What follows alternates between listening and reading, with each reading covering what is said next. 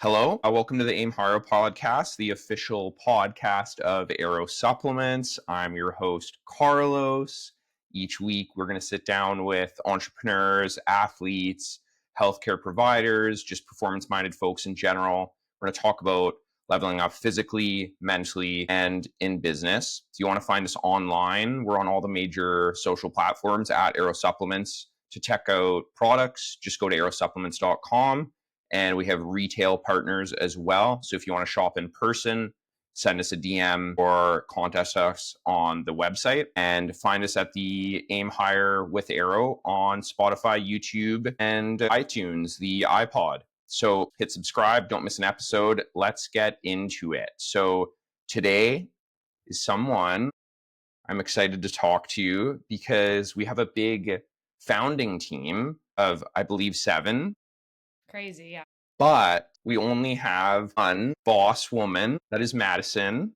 Madison, give yourself a little introduction on what you do at Aero and what you're excited about with that role within the company. Sure. Well, thanks for having me on. I'm excited to be chatting today. And yeah, I guess I'm one of 7. There's 7 of us, which is so crazy. When you said that, I was like, holy, there's a lot of us.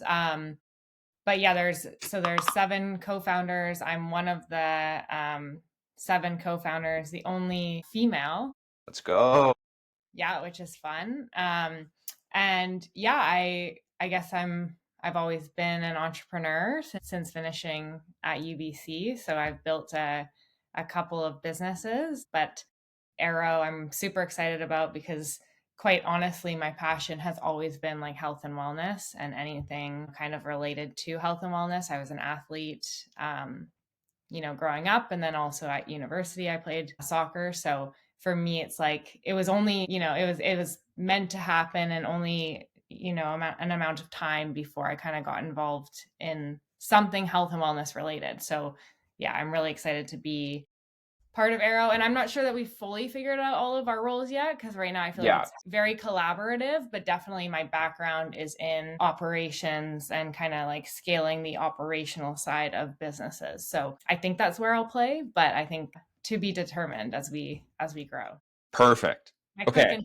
So we're going to do some warm-up questions, and then we're going to get into sort of 3 areas that I want to talk about. One will be a bit about your story, a bit more about who you are. You touched on that, and as well, like your experience and what you've built prior or Aero. But since Aero was early, I think we're going to look a bit more of like the future pacing with Aero. Then we're going to get into health, wellness, performance, and then what's to come. And so that'll kind of be the structure for today. So for today, what are you going to do to get in a workout or an activity? Like what's on the calendar? I assume you're doing something active. Pretty much the whole founding team is very, very active. So what's the one thing today you're going to get in? Yeah, good question. I'll definitely run. I run almost every day, but usually I'm like very much like, move your body to move your mind. Like if I haven't exercised, my brain power is like half capacity, I feel like. Usually I'll do a run in the morning, and then in the evening, another activity, tennis or something more like light and fun. But I run every day. Okay. So you said something along the lines of you find movement mentally empowering. What would you say to someone? And if I'm hearing that right, like you find it mentally wakes you up and gives you energy. Yeah. Yeah, for sure. So what would you say to someone who is maybe not yet in that routine or habit, and they've maybe asked you like, hey Mads, I not very active.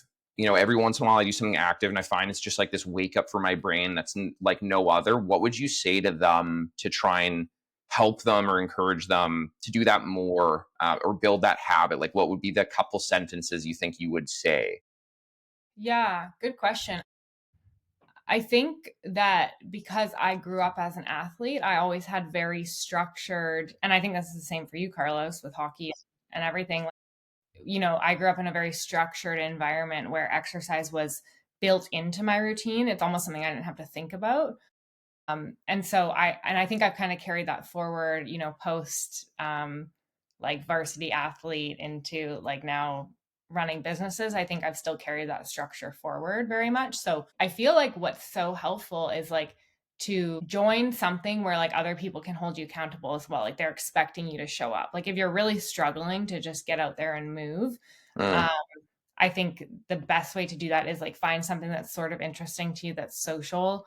Like I love tennis. Obviously, you do too. And so, like playing in the league, for example, is such an easy way to like have a social activity where like you're accountable to showing up and going. So whatever that is for you, whether that's like a running club or like a walking club or like you're at the gym in a class. I think whatever can kind of hold you accountable is like probably the best way to get yourself moving. Or at least for me, that's what's Yeah. helped. I mean, I think that's super, I agree with that wholeheartedly, and I think it's very underrated, the aspect of, like, community as well as something that you enjoy. That's a big one that I do with, like, my clients at work, as you know, but the people might not know, I do massage therapy, and, like, one of the best things for getting someone accountable to either, like, home care or some routine, exactly what you're saying, like, have a community, but also have it be something you enjoy. Because especially if it's like early on, there's no point of gritting your teeth trying to make yourself do something that you don't really like. If you're just trying to build that routine, hey, if you want to play t-ball or foursquare and it's going to get you moving, like just start doing that. But Totally. so right now, aside from running, Mhm. is there something else that's kind of helping you feel your best physically or mentally? Any new routine or habit you've started? Well, I think from an exercise perspective, what I find is like running is always my foundation. Like cardio is like my baseline for everything. And then from there, everything else is like very seasonal, which I kind of love. So like right now I'm in the season of tennis because, it's warm outside, it's Yeah. spring into summer. So like I'm very much in the season of tennis. In the fall, that'll probably change back to like lifting in the gym and getting back into a gym routine when it's colder out. And so I feel like I kind of like, follow the seasons to some extent. But outside of exercise, I think like I really value sleep and I really value like diet. Yeah. I'm also vegan, so Yeah. that's another thing. But I think overall it's just having like consistency in my routines with sleep, eating well, and then exercise. What Okay, about you? nice. For that, I would say honestly, well, lately I've been really focusing on my sleep hygiene. Hmm. That's something probably a year ago, that word sleep hygiene was not even something I knew what it meant. So actually trying to like get to bed at a decently reasonable hour has been huge, as well as the consistency around that of like a scheduled sort of wind down bedtime. And it's not a hard stop for me. I know some people like Jason seem to be quite, you know, regimented, but I think sometimes he's obviously a bit more lax. But I'm pretty within like a 30 minute to even an hour window, but it's a lot better than a 2 to 3 hour window, which is what I used to be, and it was all over the place. Yeah, So totally. I think sleep. I think phones play into that too. Like when you mentioned that, I'm thinking of just like screen time because like obviously, it's nice for you because you're not necessarily on your computer all day. Like you're working with clients Yeah. and be staring at your screen. But for me, I'm staring at my screen for like, 9 or 10 hours a day just in my job. Yeah. And so it's like creating habits of like not going to bed and sitting on my screen for even longer, right? Are you a scroller? You know what? Like I can be sometimes, like if I'm just being honest, I can be. And I have to consciously be like sometimes I'll put my phone away from the bed or whatever because I have to consciously be like this is not, it's like 10 o'clock. It's not time to like scroll. If I want to do that, like do it earlier. So Yeah. I think that's something I need to work on, to be honest. But Fair. Yeah. Me too. I think everyone does. It's yeah. bad. It's hard. It's Yeah. hard. It's crazy. It's tricky. Like I feel for like the next generation because I guess we grew up with phones to some extent, but like it's just wild now thinking about how like your phone is like everything. Like, Totally. you know. Especially the difference with, like you said, that I think Instagram, I was kind of grade 12 when it was a thing, like starting to actually, most people had an Instagram. Yeah. So it's like I was done school, I was done high school, but kids 10 years younger than us. Oh my gosh. I know. It's like, So yeah, it's hard. I feel for them. I mean, it's great at the same time. Like it's such a great tool, but it does lead to that like doom scrolling situation, which like, and it is like related to health, right? It ties to, I think, your physical health. Like you shouldn't be staring at a screen, but also like your mental health as well. If you're looking yeah. at like stuff like scrolling all day, right? So yeah. So tell me, like, I want to start with a bit about you as a person, your story. Maybe give us a lay of the land, like quickly where you grew up, your favorite activity, how that sort of transitioned you into your university, what you did there, and then maybe just like the first 10-second snippet of that company, the first company you started while in school, and what prompted that for you. And then we'll get into maybe where it went. Sure. Yeah. Okay. So, well, I grew up in Langley. I think that was your first question. So it's like a sub for anyone that doesn't know, it's just like a suburb of Vancouver, basically, probably like 45 minutes outside of Vancouver. So I grew up there. And yeah, I mean, soccer is kind of like, again, going back to like foundations and like foundational things in my life. Like soccer was kind of the foundation for me. Like I started playing soccer when I was probably like 4 or 5. And yeah, kind of continued throughout high school and played at a really high level. And that ultimately led me to, I think I committed to UBC on a scholarship maybe in like grade 10, Wow. which You is committed really, that young? yeah, yeah. I think, well, it might have been I think it was the tail end of grade 10, like just, or it could have been the beginning of grade 11, but I think it was the tail end of grade 10, maybe this summer. So were you that big of a deal? Well, I was pretty good. You're pretty good. Yeah, But but like, so was a lot of the girls that I played with. And at the time, it's the name has changed now, but it was like the Whitecaps Girls Elite program. So it was like the top like 10 players in the province in your age group were in this, like, I guess it would be like a private academy. And because it was a really great program, they kind of had a system to support you with university like recruitment process, basically, which I think is much more fleshed out now. Actually, looking back, I think like now they have a really great system for that program specifically. But at the time it was still, yeah, they kind of helped us through that. So a lot of us would kind of commit to school in like grade 10 or 11. That was like pretty normal. Yeah, which is crazy. So so you anyway, were a big deal.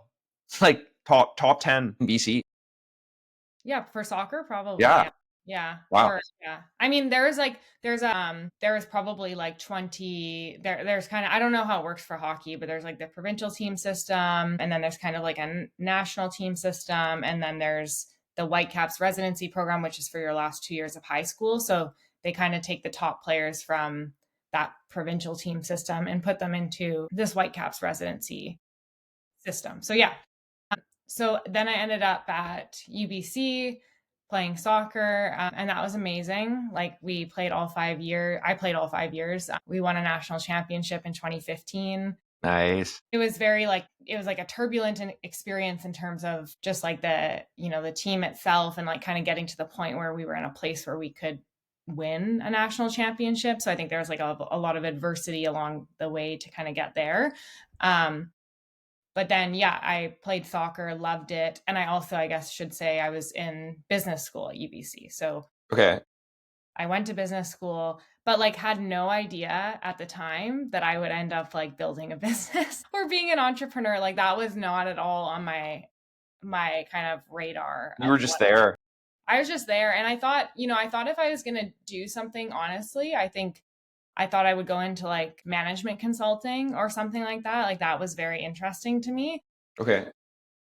But anyways, yeah, so I had no kind of thought process around like building my own business. But obviously in the process of that, I met Jason, who was already very like entrepreneurial and was very encouraging of me to like, I don't know, look at opportunities to potentially build a business. And so then in my last year of university, I had finished soccer. That was actually what happened, because I was so used to being so busy. And then I had finished soccer, and I'm sure you experienced something similar, Carlos, but like when you finish, a sport or like something that you've done for such a tremendous amount of time, and that's kind of put aside, and you realize, oh my gosh, I'm done. There's this huge gap where you're trying to figure out like, what is next for me? Like I have so much like energy to give to the world. I have so much excitement, and what is like the next thing that's gonna kind of fill that void that, soccer or sport was filling. And so that was like an interesting moment for me in my last year when soccer had finished. And I was like, okay, like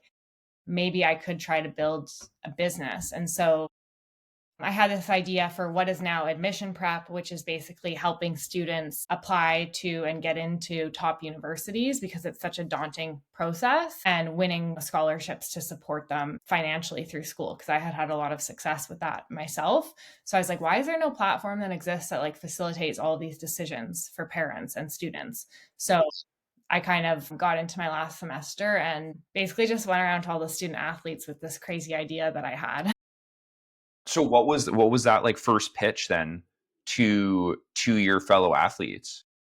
Oh my gosh, it was like one of those, I feel like, hilarious, like true early startup stories that you hear, where I was literally, and by the way, Jason and Jake thought I was crazy. Like they were like, this is Nice. for being really crazy. But basically I would go to like, I don't know, like the 80-person football team, or maybe there's more of them, but I was like, hey guys, like here's my idea. Like I have all of these like scholarships that you could apply for. Many of you probably are in debt. Like, let me help you with the applications and take you through that process. And Okay. basically I did that for every team. Like I went to the hockey team, and no one, like, people knew me, obviously. That's, it goes back to community, right? Like community is beautiful because there was that trust kind of already built in. But yeah, I probably talked to like maybe 400 different athletes at UBC and was like, here's my idea, and had like a ton of support from that community. And then also started then going to sororities and fraternities, and I'd go to the president and I'd be like, let me buy you pizza, and if you let me buy you pizza, then I'll share my idea with like a group Nice. of like, yeah, 100 girls or whatever. Pizza So Bride. yeah, pretty much, yeah. So that was like the early kind of moments of building that business. But like what was interesting was like, I took that into the summer and then just basically didn't apply to any jobs. And I, probably made like more money that summer than I had ever made in my whole life, and would have made if I had taken a job. So I was like, Yeah. wow, like this is like a product, like I had product market fit. Like people need this service, they need this support. And I could kind of see that really early on. So, So then um, starting back while you were in school, how did that idea of success or your vision of success change and grow over time? Like, I'm sure there was a bit of, "Hey, let's shoot for the moon." And then it was like, at some point that didn't fit personally anymore. And there's a lot of that sort of ebb and flow and change with someone's entrepreneurial story, but also what that definition of success will evolve over time as well, depending on where you're at in your life. Could you maybe talk about what that looked like in the beginning, maybe that first year, maybe where you were like, I want this to get to here, and then maybe mention or talk about a time where you maybe sat and reevaluated, hey, I don't know if that's my definition of success anymore, and why, it changed, and what did it change into? yeah, there's probably a lot to unpack there that we can Yeah. we could probably spend like 60 minutes alone talking about that. But I think, I mean, I guess at a high level, like in the first year, I had no expectations. Like I was like, if I could figure out how to like deliver a product and service that like people, specifically in this case families and students, love, and then also, make as much money or more money than if I was to take a full-time job, Mm. that would be like the ultimate win. Like that would be crazy. And probably maybe 3 months after graduation, I had like kind of far surpassed my expectation in that way. And like it goes back to what I said about product market fit. Like I just had really, I think, strong early product market fit with that business. Yeah.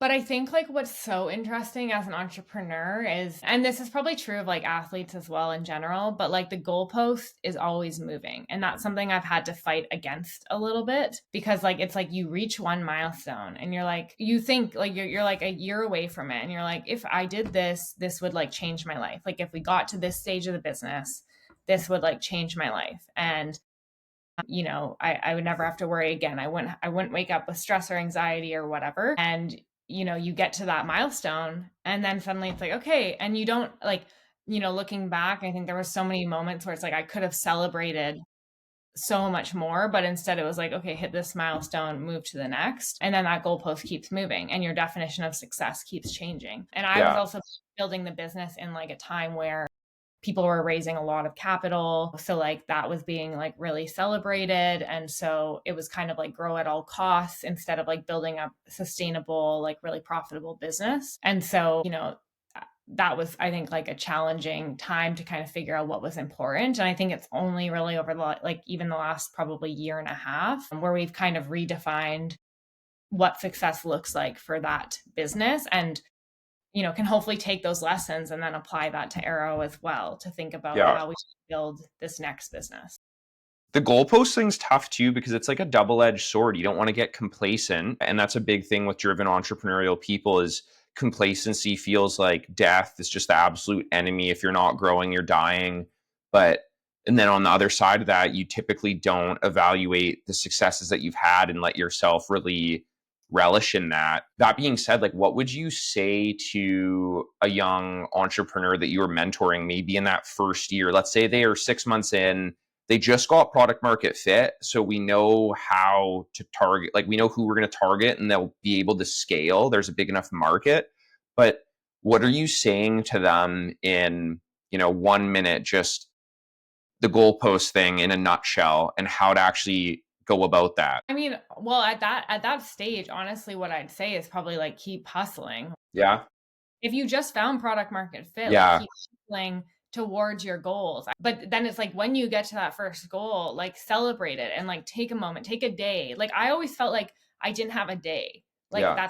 that's how much pressure I felt, was like I didn't even feel like I had a day to like reflect. Like I was, and this speaks of like pretty much the whole Aero team. Like a lot of people were working very, very hard, in that first business where, we were working very long days and we weren't really like, there was no moment where we were just taking a second. So I think what I would say is like, keep hustling because if you've just found product market fit, like that's a great time to hustle. But, when you get to that first goal, just like take a day to just take in like what has just happened and to like think about where you want to go next, and to be intentional about Okay. that.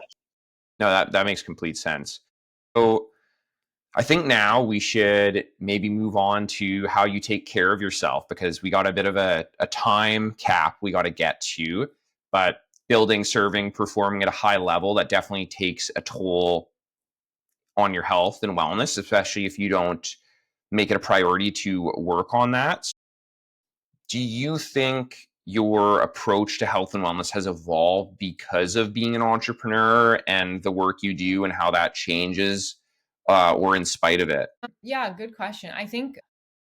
I mean, I would say what has changed in terms of my approach to like health and wellness is I can now better kind of understand or see in moments like what I need in a certain moment. Like I used to exercise because, like I said, it was very much a routine, but I didn't always tie it coming out of a university when I was like building my first business to like my mental well being. Like, I just don't think I understood like how much that actually affected my mood. So, when I was first growing the business, working 7 days a week, 10 hours a day for like probably 3 years, I would say like I still exercised a lot, but it wasn't always part of my daily routine. It was like, I'd do it when I could fit it in, which is probably still because of being an athlete more frequent than the average person Yeah. probably, but not necessarily like a daily ritual. Now I treat it as a very much a ritual because I'm like, if I do not exercise, I am not mentally as,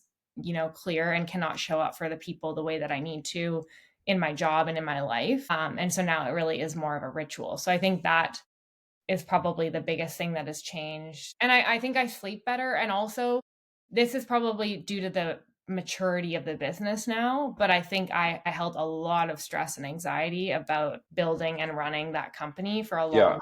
time. And because of how we've kind of like set up the business now, I think I'm a lot less stressed and a lot less anxious. And that I think for my overall health has been amazing. I sleep better. I feel better. I'm mentally clearer. So I definitely know you personally, and I can definitely speak to you being a very, very healthy, active person, quite a bit more than the general population, I would say. But that being said, like, what's something you're actively trying to improve on in your wellness right now? I'm sure there's something you're sort of wanting to maybe level up on, focus a little more on. What would that maybe be? Yeah, good question. I think probably like my consistency in the gym. Like I know weightlifting is really important, and all through university I did do that. And we have like a small gym in our house and we built it for that reason, and Jason uses it every day. But I think I don't have great routine in the gym. Like when I keep talking about routine and rituals, like with my health and exercise, I have that with cardio. I have that with like a lot of other like sports that I just like to play for fun, but I don't have that in the gym. So I think that's something I'd like to get stronger. Um, and I think I have work to do in terms of just like finding that routine in the gym, What's probably. the value you see coming from the gym and strength training? Well, I think you and Jason speak to speak to it quite a bit. Like I think strength training is really important. I think it's really important for like everything, like your literally your core, and like building muscle and muscle mass, and not losing that over Yeah. time. Balance, like I think there's like a whole bunch of things within that. And I think cardio is like the thing when my heart rate is really high, that's when I feel like that I have that mental clarity. But I think that can also be recreated in the gym as well with like a high intensity workout. And so I think that's something that I have to work on. But what would you say are the main benefits of strength training? Because I know you know this a lot better I than think maybe the one would be just building and maintaining muscle mass because me. it has a strong correlation to like all cause mortality rates, especially as you age. And then for women, like keeping bone density is huge. And so building muscle mass strength training is great for that. That would be kind of my thought. I'm really excited to ask you this question because I think you might laugh. No, it's not an uh-oh, but Yeah. so the typical question would be when you're picking up a supplement and you're looking at the label and you're sort of doing an assessment on it, what do you look for on the label? What matters to you? But before I kind of maybe hear your answer, the thing that I'm going to maybe make a prediction is when we were starting, and if people have been following the Aero story, they'll be tapped into this, but we had an issue with our first production run. The manufacturer was disingenuous, and that was unfortunate. And our product was totally safe, but it just didn't have the purity and the quality that we wanted. But you were from the beginning, like on the rooftops, screaming, like, I feel sketched out. I don't know about this. Like, I don't know about this. And all of us were like, oh, no, no, no, no, no, no, no. Like, you're being crazy. There's no way, like, there's anything wrong. They're legitimate. And you just had that sixth sense. So I'm curious on what you do now with and your thoughts on supplements as we're kind of pioneering this transparency with purity testing. But if you go to the store, what are you going to do?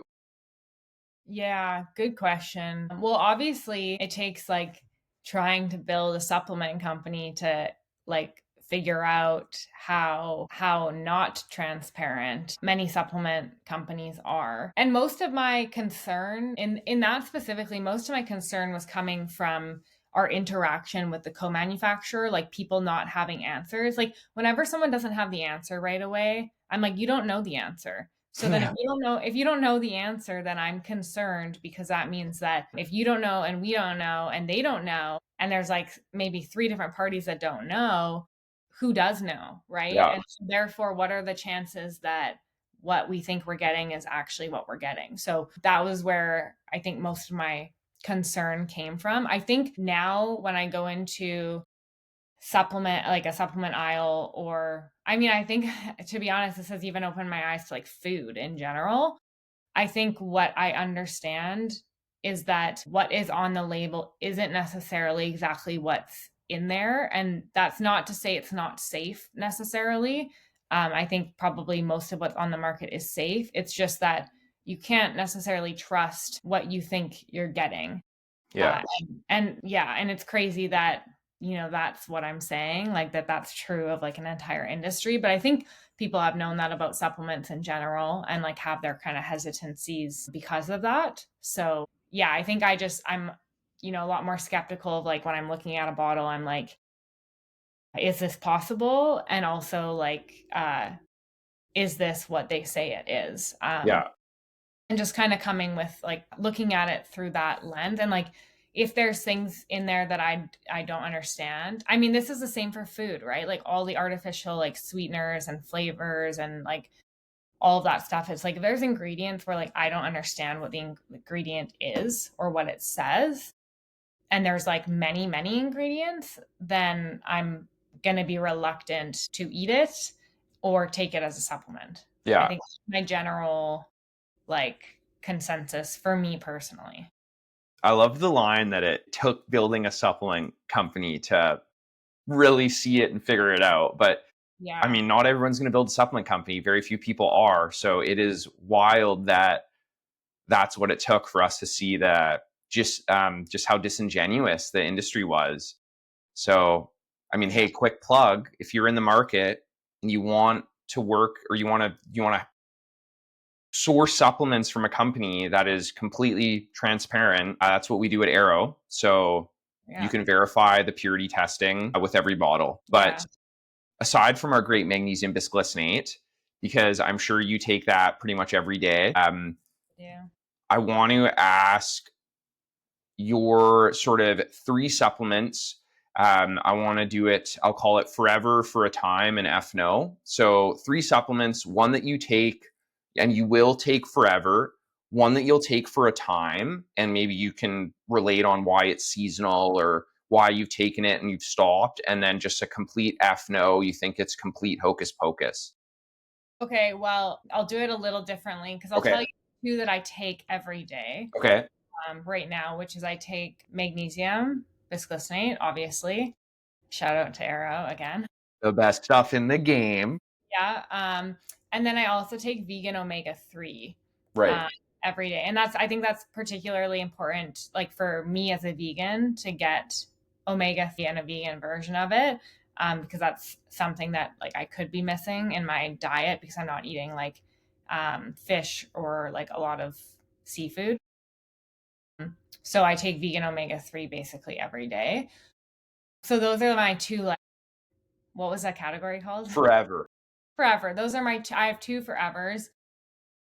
So the one that I'm very interested in starting to take, and we've had this conversation many times, and it's a hot topic right now, is creatine for women especially. Like I had my like, I guess, concerns with it, but like I think we're literally just ordering some right now, and I will probably start trying it and see like how I feel and if it's something I want to keep taking. But that is something I'm going to take. And then also just like protein powder is again for time important. I get a lot of protein in my diet because I eat a lot of like tofu, Mm, tempeh, like so I do get a lot of protein in my diet, but that's kind of those would be the two that are like I'm trying and I'm not saying I'll be taking that forever. yeah. Protein's important though because I think it's hard to get enough protein Oh in yeah. your diet, right? And actually, I was listening to another podcast and they were talking about like the cost. It's like much cheaper to take protein powder than it is to like meet your daily needs of protein with like meat, for example, Yeah. or if you're vegan, like even like tofu or tempeh or like whatever else, right? Yeah. So protein powder, I think, is like something that probably most people should just be incorporating into their diet. And then for the F no, I don't know because I'm not really that adventurous. Like I've tried a lot of things, but I don't think there's anything that I've tried where I'm like, oh, I'll never take that again. Like I had it, like I reacted badly to it or anything. So I don't know what the F no would be. Maybe TBD. Yeah, okay, TBD. I like that. We'll wait for a poor experience in Yeah. comparison. Yeah. So what are you really excited for with Aero in the next year? Like what's really got you amped up? Is there something in the vision, something that you're seeing maybe with operations related stuff that you're really excited to dig into? Oh my gosh, I'm excited about so much. Well, first of all, I'm very excited to be building with the team that we have because everyone is awesome and we've all worked together in some capacity for a really long time. So I think when you take an absolutely stellar operating team and give them a problem and a mission that is like really exciting and big, like a big problem to solve, I think um, that to me is like really energizing. So I'm very excited about our team itself. I think on the actual supplement side of things, I think what I'm just really honestly excited about is like, and I think I talked about it on one of the earlier podcasts. Like I'm very interested in like helping people, individuals to like create healthy rituals for their whole lives, and to figure out what works for them. And I understand that supplements are just like a small component of that, right? It's one pillar of like 4 or 5 pillars that you need to like really lead a healthy lifestyle. And honestly, like it ties back to longevity, like living longer and healthier for Yeah. longer, right? So I'm very just like motivated by the mission of like really having people like aim higher with their health. And supplements is one tool, but I'm so excited to like activate our community around like exercise and health and sleep, and then yeah, bringing like a lot of like clarity and transparency to an industry that historically has not been that. And I'm really excited to, share that with people. So that I think the supplements are that we're, bringing to the market are amazing because we are bringing a level of transparency that hasn't existed before. And we're starting with the basics. We're starting with the things that everyone should take every day just as part of their routine. But beyond that, I'm just really excited about activating people and a community to really just like live a healthier lifestyle because I think our whole team is very passionate about that. And, it really can change your life. Like whatever you're dealing with personally, um, or in your life, like creating healthy habits and rituals that you can fall back on, has changed my life. And so I think Mm, helping other people to create that is what I'm very fired up about. awesome. All right. Well, that's a wrap. You got to run. Thanks everyone. If you're listening wherever, make sure you subscribe if you want to be updated when we drop more episodes. If you want to be on the pod, you're a founder, you're an entrepreneur, you love health and wellness, hit us in the DMs on Instagram, and you can find us again at Aero Supplements on most social platforms and aerosupplements.com for an order. But thanks for listening, and we will catch you next time. Thanks, Carla. No Bye. worries.